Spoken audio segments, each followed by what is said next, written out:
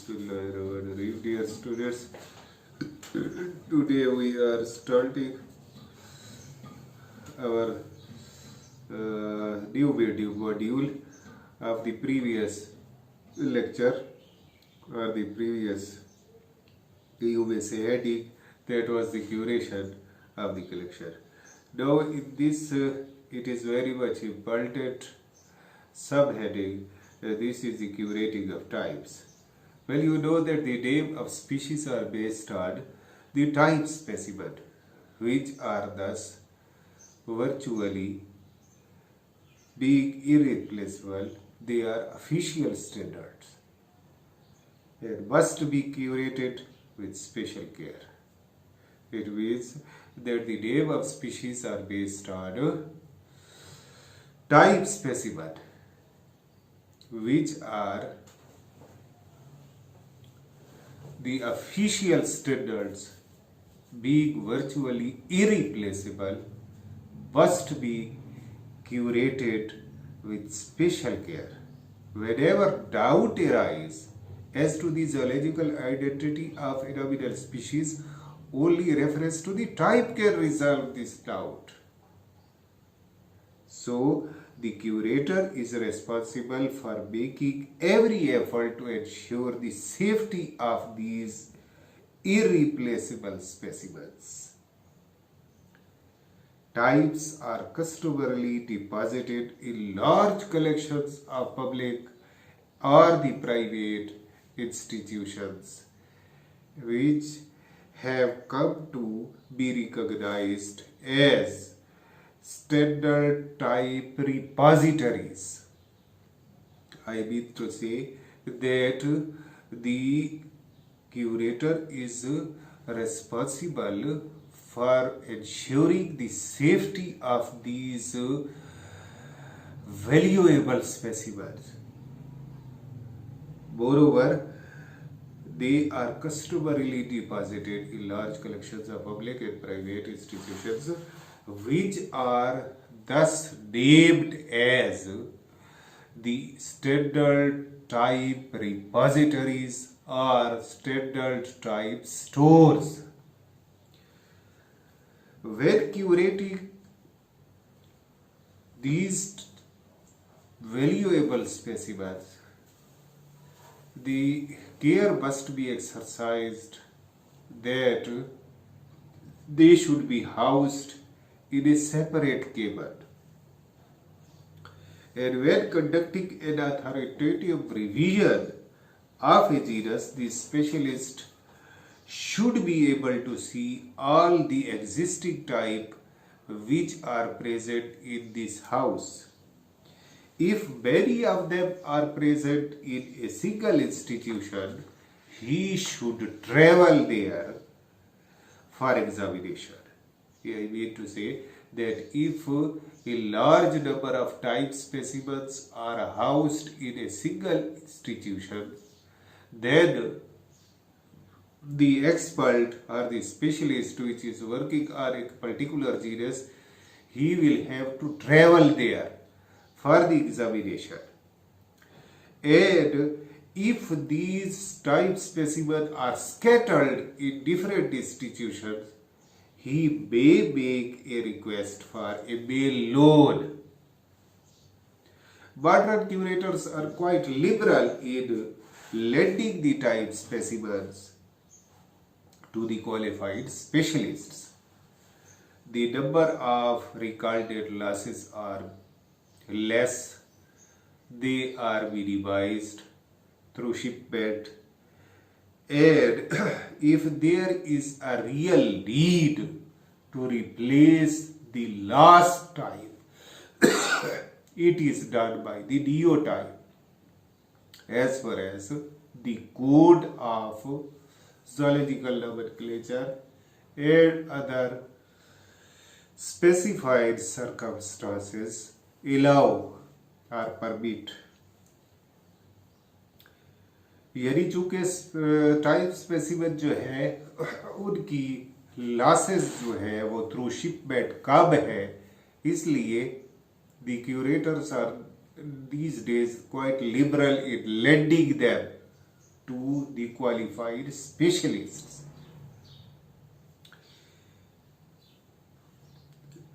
If unfortunately the type specimen is lost, then it is replaced by a neotype. And all this is formulated through the code under specified circumstances.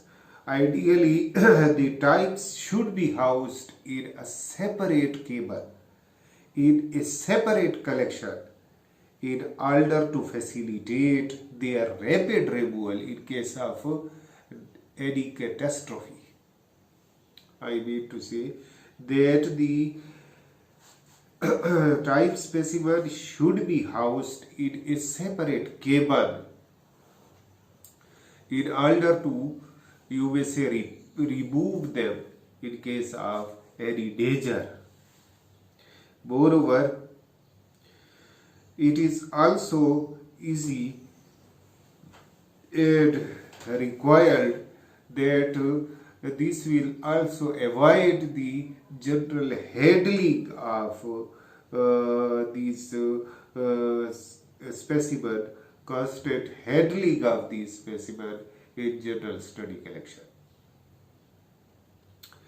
It means that the benefit of housing these type specimen in separate cables is a two-pronged strategy, or it has two, you may say, benefits. One is that in case of danger, you may easily be able to remove it from that very area and shift it to a safer place.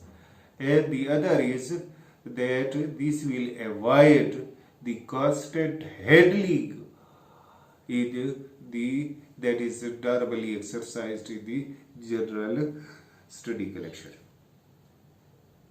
They should be labeled in distinctive color. उसको खास colour के साथ label करना चाहिए ताकि पता चले कि ये टाइप स्पेसिमेन पड़े हुए हैं. Moreover, if they are not previously catalogued, the type specimen should be numbered so that we may refer to them easily in the literature, and we are able to find them in the collection easily. So, the type specimen assumes such an important role in taxonomy that according to many workers believe that no one has the right ethically to retain the type specimen with him after the study has been completed. The specialists sometimes donate their collection to a public institute but retain them on a permanent loan up to the end of the active research period.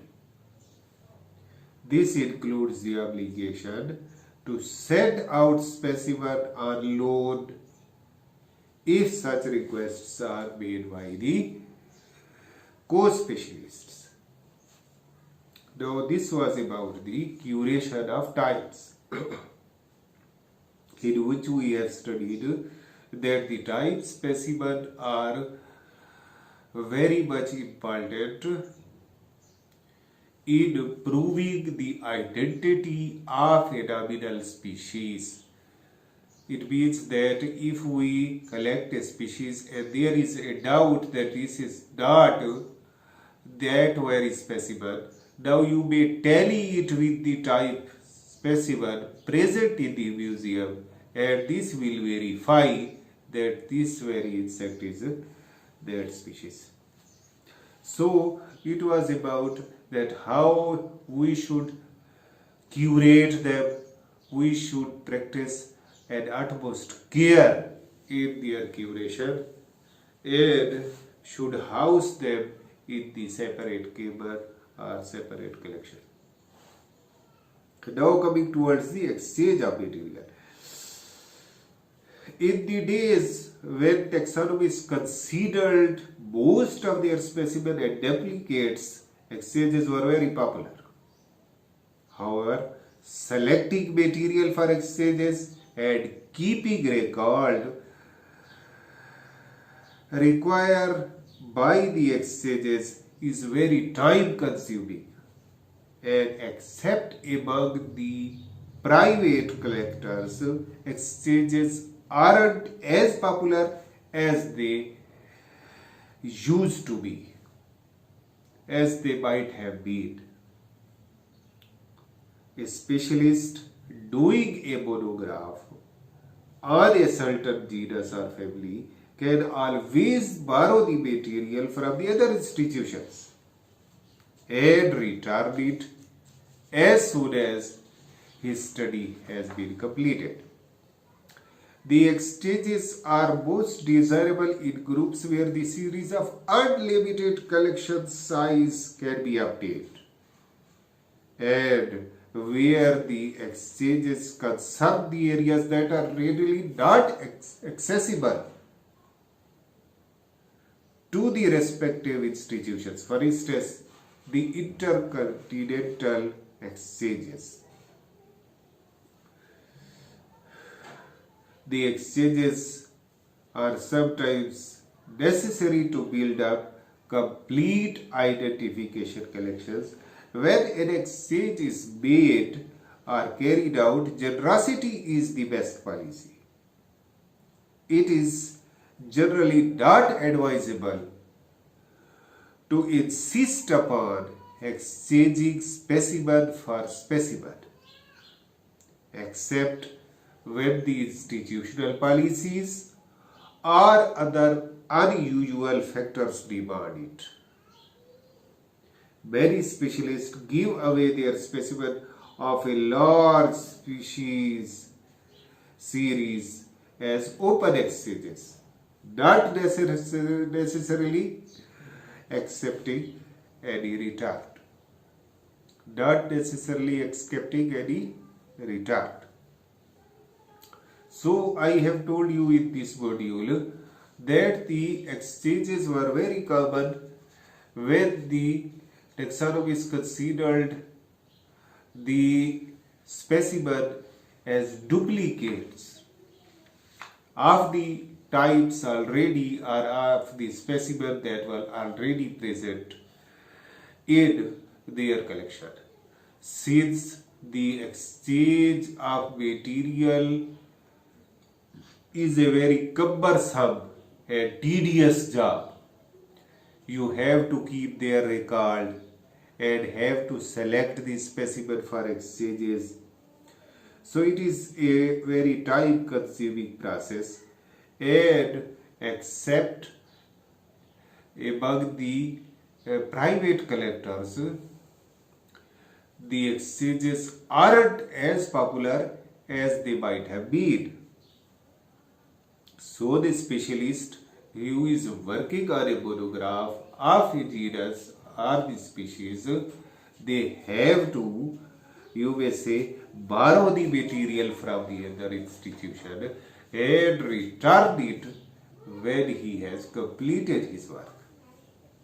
The exchanges are more desirable when these large series are the series of unlimited size can be obtained, and in those remote areas which are readily inaccessible to reach those institutions, for instance, intercontinental exchanges. Well, when you are conducting the exchange of the material, generosity is the best policy. It means that you must not insist upon the exchange of specimen for exchanges unless the institutional policies and other factors demand. Now this was about the exchange of material. Now we come towards the expendable material. improperly preserved specimen, and inadequately labeled specimen, they are usually valueless for taxonomic work. Improperly, you may say, preserved specimen and inadequately labeled specimen are valueless for any kind of taxonomic study.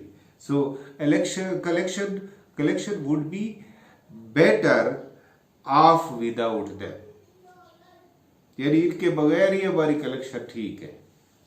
ऐसा specimen नहीं होना चाहिए जिसकी label नहीं लगी हुई या जिनका कोई प्रॉपरली प्रिजर्व नहीं किया.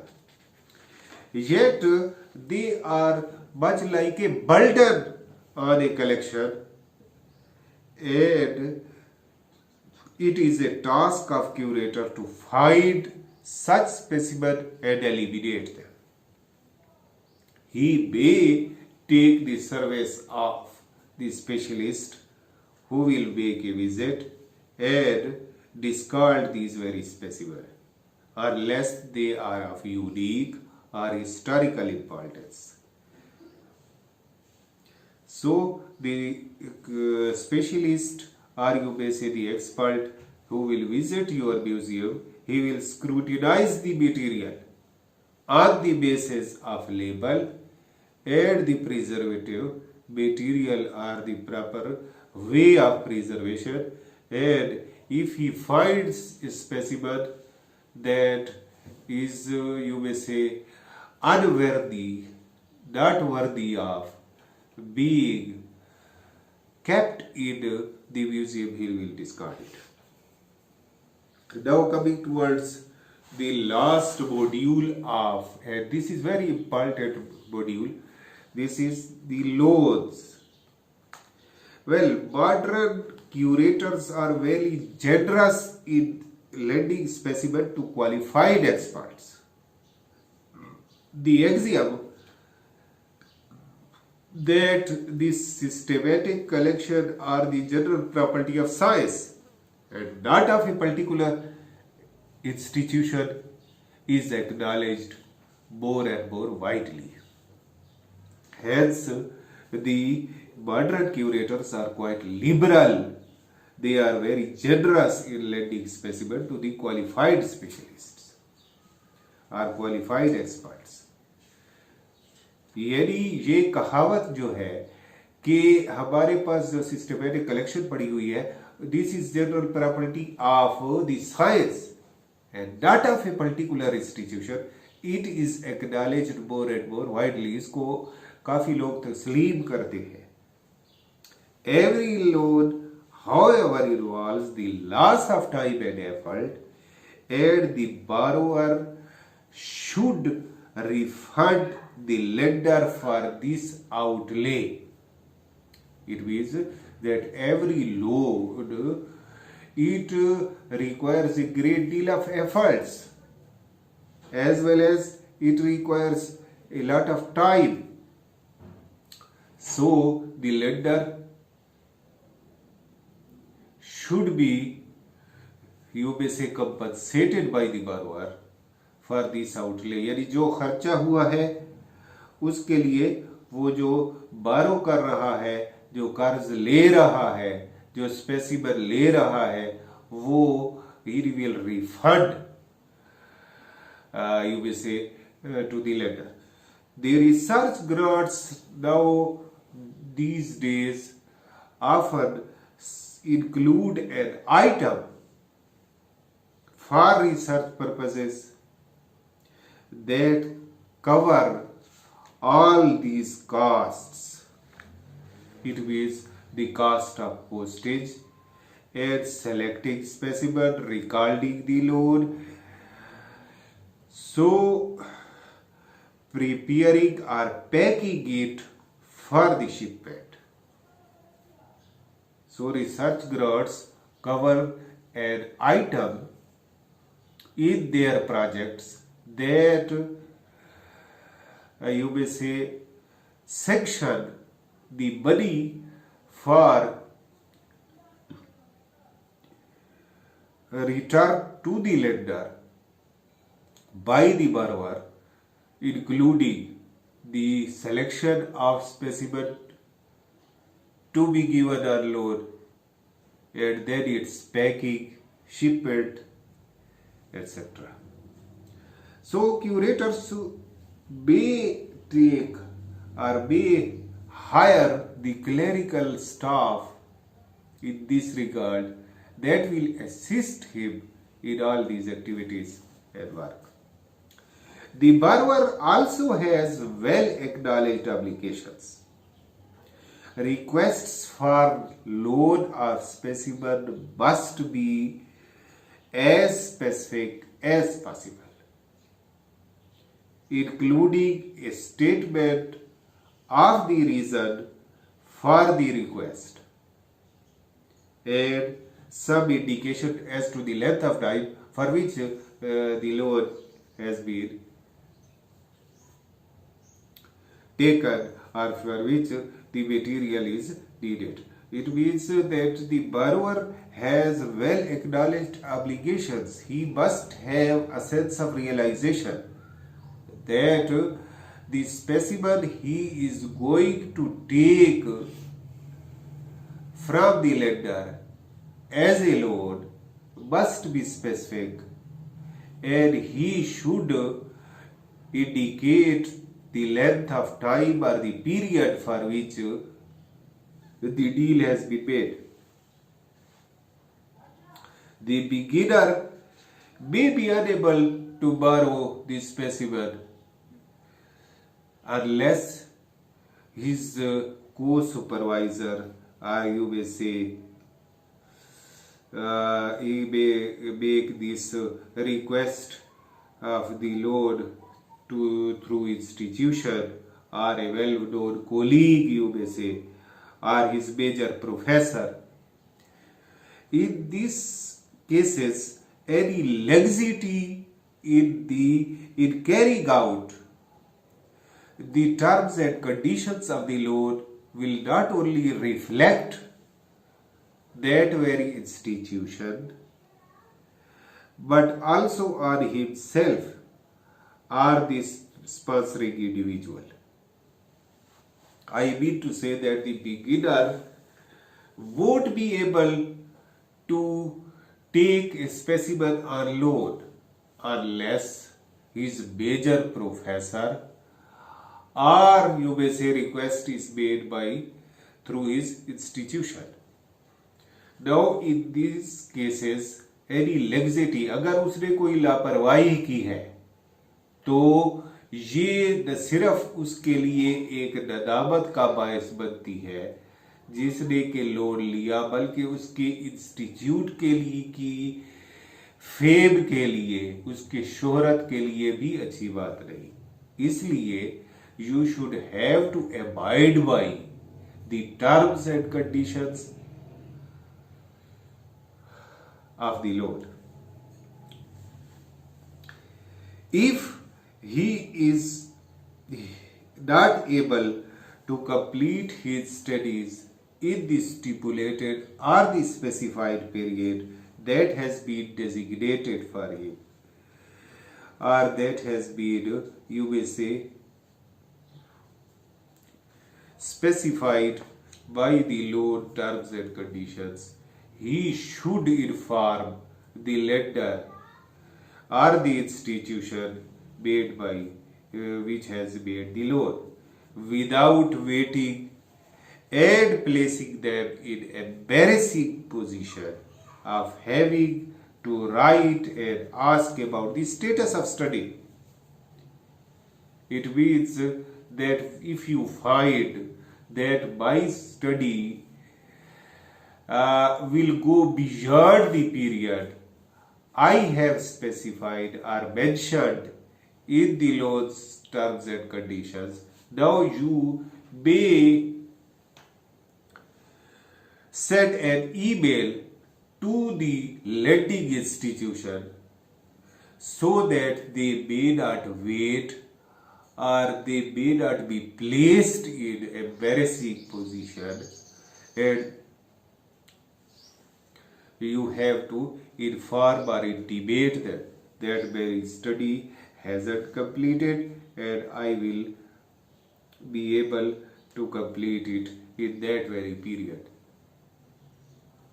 Where you have to mention about the status of study. The borrower shouldn't ask the material he doesn't want. Actually, what material he doesn't need, he shouldn't ask for it. Nor the material that he could easily travel and study there in the museum. If the specialist has agreed to identify the collection provided he receives certain specimen, he should make sure that the terms of the agreement are well understood and should return the lender a list of the borrowed specimen, the types, specimen, and other unique specimen must be returned to the lender in such cases. Well, in case of an anatomical study, if you are conducting, you may say, dissection of a specimen, now there is a possibility that you may partially or wholly harm the specimen. In that case, you have to preserve a pictorial record of the dissection. And then you may say mail it or send it to of this very dissection to that very lending institution. To cut down the lower loans, institutions sometimes make temporary or permanent. Well, to cut down on loans, the institutions sometimes make temporary or permanent transfers of these specimens. For instance, an inland museum that contains a few collections of marine creature. Now, you may say, that is normally not in use for exhibition or any instruction. He may transfer it to a large museum that deals in the marine creature. However, excessive consolidation of the taxonomic material would create not only monopolies but also it is an inherent danger. So I mean to say that the concentration of so much material or so much irreplaceable material in a single institution make it exceedingly vulnerable in the event of catastrophe. यानी मेरा कहने से मतलब ये है कि अगर हमने टाइप स्पेसिमन को सब एक जगह पर इकट्ठा कर लिया तो अल्लाह पाक माफ़ी दे, अगर कोई आग वगैरह लगती है या फ्लडिंग वगैरह होती है तो फिर तो ये हमारे एक ही इंस्टीट्यूट में पड़े हुए तो वो सारे इंस्टीट्यूट को बर्बाद हो जाएगा। और फिर जो ना अगर ये सेग्रीगेट होंगे, स्कैटर्ड पड़े होंगे तो फिर कुछ ना कुछ तो बच जाएगी ना। तो मतलब मेरा कहना ये है कि उनकी कंसोलिडेशन या concentration of such irreplaceable material in a single institution make them exceedingly vulnerable to a potential threat or destruction in the case of natural catastrophe. Long-term loans to leading specialists are in the most case a better solution.